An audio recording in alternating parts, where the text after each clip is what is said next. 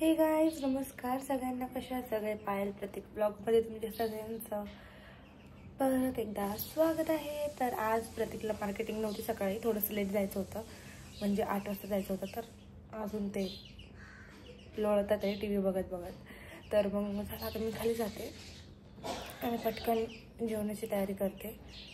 So चला आपण जाऊया किचनमध्ये। आज बघा काय बनवलं आहे, वाटाणा पनीरची भाजी आणि ते चहा ठेवला आहे मी। मम्मी पप्पालाच ठेवलं आहे फक्त, माझा ब्लॅक टी इथं आहे, हा मी पिती आहे अधूनमधून। आणि आता चपाती करते, चपाती करता करता मी चहा पिणार आहे। सो भाजी बघा आजची वाटाणा पनीर।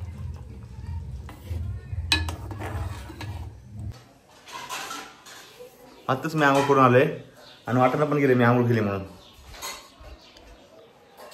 तर गाईज कसे आहेत तुम्ही सगळे, बरे आहेत ना? बरेच राहा, चांगलेच राहा आणि आपला ब्लॉग बघत राहा।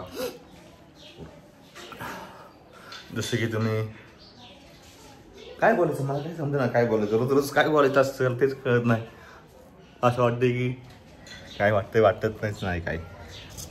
तर पायाने स्वयंपाक केला, जरा का ताक द्यायला पप्पांना जरा बरं वाटतंय, त्यामुळे जरा माझ्यावरचा जरा लोड कमी झाला, त्यामुळं आज जरा मी उशिरा उठलो बस, बाकी काही नाही। आज दूध येणार आहे, आज दही ताक बनवायचं आहे परत, कारण 2 दिवसांनी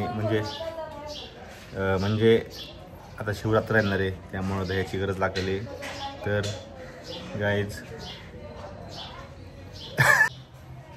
तर पुढं काय काय बोलायचं अजून काय समजा ना मला, काय बोलायचं अजून सांगा तुम्ही, काय करायचं आता, काय म्हणू तुला? तर नाश्ता करतोय मी आता। पायाने केली मस्तपैकी पनीरची भाजी, पनीर वाटाणा आणि चपाती। वाटाणा पनीर वाटाणा नाही का? वाटाणा पनीर पनीर मी आंघोळ केल्यासारखं वाटत नाही का, सांगा बरं जरा मला एकदा। तर काहीच नाश्ता करून घेतो या गाईज, नाश्ता करायला बनवली मस्त पनीरची भाजी। आता 10 वेळा सांगून झालं असं पनीरची भाजी बनवली म्हणून, मस्त बनवली पनीरची भाजी। किती वेळा सांगायची एकच गोष्ट, मस्त बनवली पनीरची भाजी। छान नाही बनवली आहे का? अरे किती वेळा मी स्वतः माझं कौतुक करते ना, तुम्ही करत नाही म्हणून। मस्त बनवली पनीरची भाजी।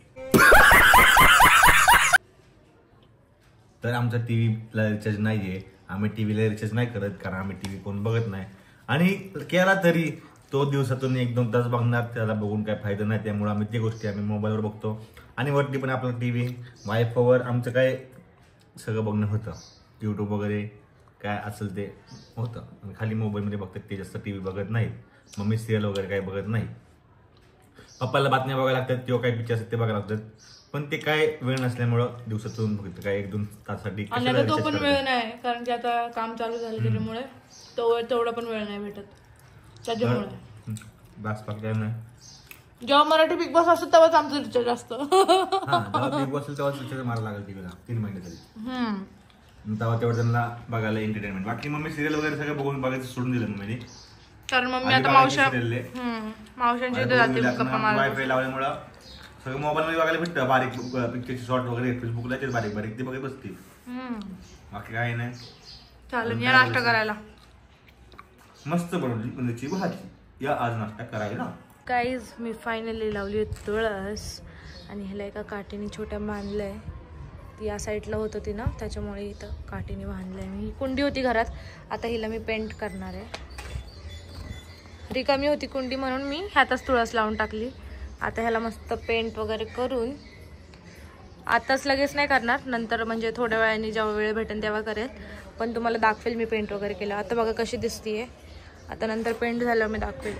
पण मी कुठं बाहेर चालली नाहीये, मी व्हिडिओ करत होते आत्ता, आणि जस्ट म्हणलं घ्यावं ब्लॉगमध्ये सुद्धा। प्रतीक बसलाय, रोडीज बघतोय, आम्ही दोघं पण बघतो, पण तसं तर आता मी बघत नाही, मी रात्री बघेल। तर मी कशी दिसती मला सांगा, प्रतीकचं अजिबात लक्ष नाही आहे। ओ माय गॉड, हे बघा रोडीज बघण्यात बिझी आहेत सर. आत्ता झाले ते. आज दही आणि ताक बनवायचं होतं. तर मला सांगा मी कशी दिसते. सेवा बघा कशी चालली आहे. असं कोण डोकं दाबतं? असं बोटांनी कोण दाबतं डोकं? तबला आहे का तो? बघा गाईस कधी पण असतं ना. नीट दाबा जरा चांगलं. छान वाटतंय.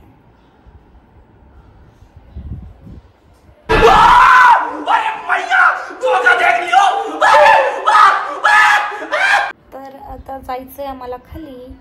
मी आज बनवणार आहे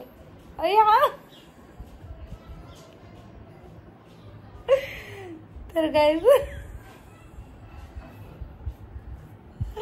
मी आज बनवणार आहे. काय बनवणार आहे मी? जेवण. काय बनवणार आहे जेवणात? वरण भात. अहो खोटं का बोलताय? का अरे स्क्रिप्ट चुकली. अरे गाईज आज आम्ही बनणार आहे उडदाचे तांदूळ. उडदाचे तांदूळ. ये क्या है? साबुदाणा वडा.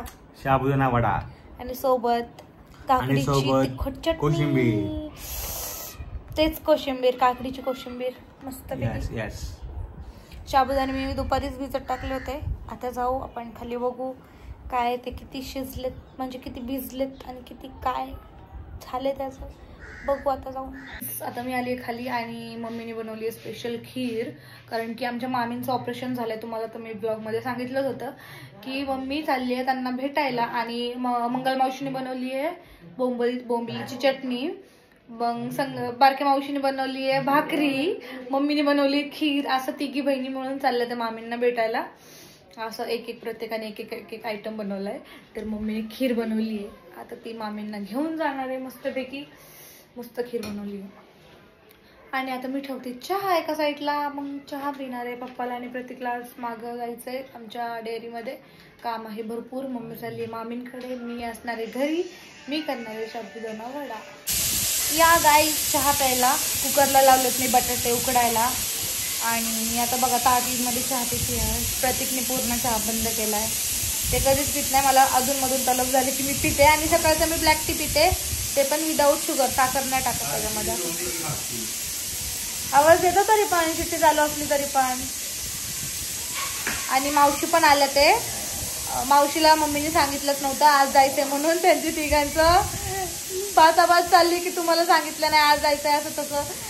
मम्मीने उद्याचं ठरलं होतं ना आज चाललं ते. थांबा 1 मिनिट. मावशी सोबत धोका झालाय. सांगा काय झालंय तुमच्यासोबत? उद्याचं ठरलं होतं आज अचानकच मम्मीने जायचं ठरवलं ना. उद्याचं ठरलं होतं. मम्मीने धोका दिलाय मावशीला. कशी झाली खीर सांग ना. एक चमचा ना अजून इलायची टाकली का?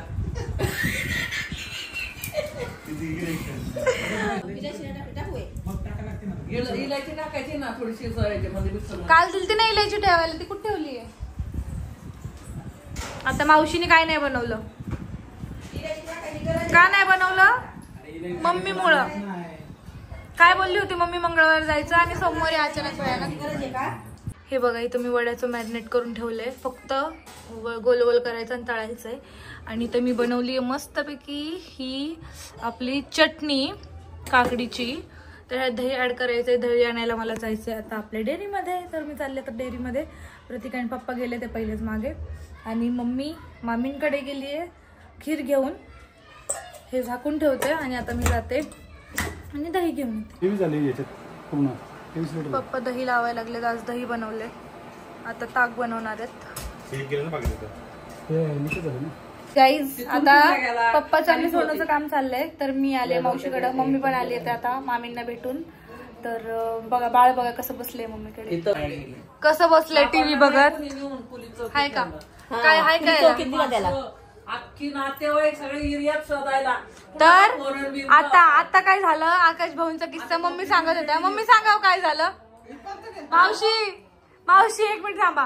मम्मी सांगा काय झालं पहिल्यापासून. अगं ह्यो लहान होता बाई 1.5 वर्षाचा असं नाही ना ग.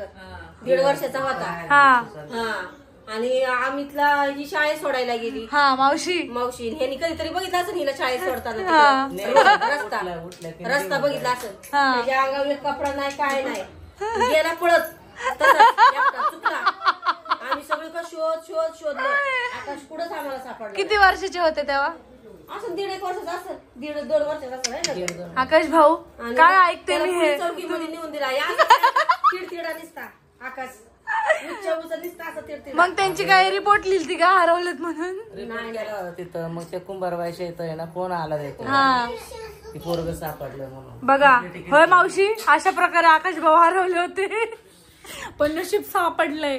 नाहीतर आता आकाश भाऊ असते कोणाची तरी घरी कोणीतरी आकाश भाऊन ठेवून घेतलं असतं एवढं झालं असतं त्यांचं लग्न पण झालं असतं. आता काळात आपलं जरा बऱ्यापैकी होता आता बेकार झालंय आता पुढं. आणि मोकळं रान होतं सगळं एवढं काय असं बदलेलं नव्हतं.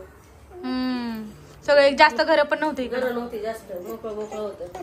हे बघा त्रिशा इथं काय आहे काय कपडे कुणाचा माझ्याकडे सांभाळायला होतं. कोणाचं सांगताय? पप्पू दादा ग हा त्यांनी काय केलं? तो पण 2 वर्षाचा होता तो पण असाच तिथनं आला होता. मी हा मला माहिती तुम्ही कामावर होते तेव्हा तिकडे आलते ना. एकटाच आला होता तसं ही सांभाळायची त्याला मावशीकडे. पण बरोबर आलते का? बरोबर त्या दवाखान्यामध्ये पायरी चढ वरती. बापरे जाऊन तेव्हा किती वर्षाचे होते ते? 2 वर्षाचं. एवढं नसतं लक्षात ठेवलं. हा बरोबर आणि कुठला दवाखाना माहितीये का आम्ही राहत होतो खाली वाट्यावर आणि गॅस बडवण्याचं ऑफिस आहे ना तिथं दवाखाना होता. बापरे दिवळे तिथं आलता तो. किती लांब गेल ते? मावशीच्या घरापासून तिथं आलता तो. दवाखाना ना कुठल्या दवाखान्यात? तो दुसरा स्वतः डॉक्टर कोणता. तुम्हाला पण माहिती तो किस्सा? तुम्हाला नाही माहिती? लहान होता तुम्ही त्यांच्यापेक्षा छोटे आहेत का? तो जरा लहानच होता एवढं काय कळत त्यांना. 3-3.5 वर्ष जातो ना आम्ही. आकाश सोने पप्पे पैसे आकाश बारीक आहे. सगळ्यात मोठं कोण आहे? कालचे भाऊ. हा नाना सगळ्यात मोठं नाना त्याच्यानंतर दाद्या. हा त्याच्यानंतर आम्ही 3 बहिणींमध्ये बहिणीमध्ये दादा नाना नंतर अमित नंतर पप्पू नंतर मग आकाश भाऊ नंतर आकाश नंतर मग सोनू. सोनू. काहीच मम्मीने तुम्हाला सांगितलं आकाश भाऊंचा आणि पप्पू भाऊंचा लहानपणीचा किस्सा. तर बघा असे भरपूर आमच्या फॅमिलीमध्ये बसलो ना सगळे तर भरपूर असे किस्से निघतात पण जे खूप कॉमेडी होते. आकाश भाऊ आता ब्लॉग मध्ये बघून म्हणतील काय सांगितलंय मावशीने. लहानपणी पळून जात होते मावशीच्या माग ते पण विदाऊट कपड्याचं. बघा लहानपणी ठीक आहे सगळेच तसं करतात.